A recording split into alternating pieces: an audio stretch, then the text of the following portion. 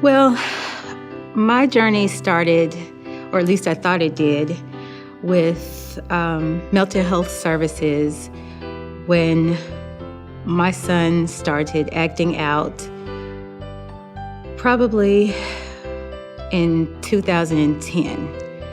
I was getting called to the school all the time.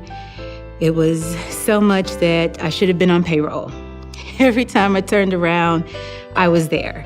I would get to work. Sometimes I wouldn't even make it to work, and I was there. I was at the school. At church, we were, having issues. At home, we were having issues. It was just all the time something was happening. Between that, the detention center, it was always something going on. So what happened, we got a referral from someone who'd been in services with Catholic Charities with their Hope Haven home-based services program. And they said, hey, this worked for my kid. Maybe this will help. So we made the call. At the time, it was summertime by this point.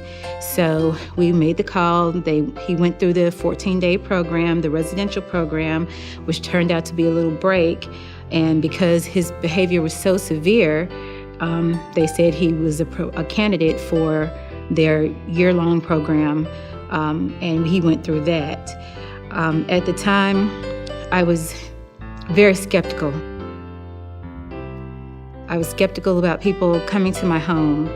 I was skeptical about the help, but I was at my wit's end, and I knew we needed something else. And so I opened my doors, and I let them come in. And after a few times, we had someone come to my home that came in a little different than the rest of the people had come to my home did, and started asking questions that the rest of the therapists and the case managers had not asked. And I was able to open my mouth and, say to her what was going on that I had not said to the rest of them. It didn't get better, but it got worse because we started to notice that my other child, who had been kind of slipping through the radar, was having some issues as well. And finally, some medication that started to kind of help them in a better way.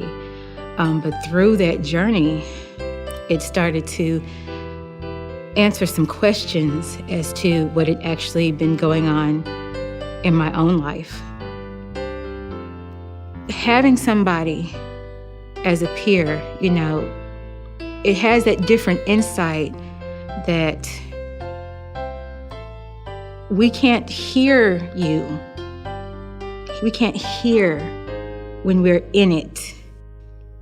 And it was amazing to me as a peer support specialist coming through the door and I still say a baby peer support specialist because I'm just starting to hear that. And these were the things that parents were telling me from the very beginning.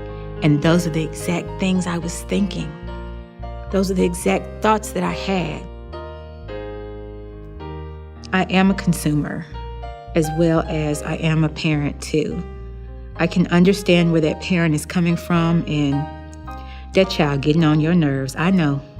But I can also relate to that client, and I know what it's like. I know you don't want to get out of bed today. I know what that feels like. I get where you're coming from because I know what depression feels like. So I can relate on both ends. So that's where my uniqueness comes from, because I know what it's like to have a mental illness, but I also know what it's like to be a parent of a child or children that have mental illness. We need peer support because having that person there that can explain in depth their story and share it to you can make the services flow for that person. And having it from the beginning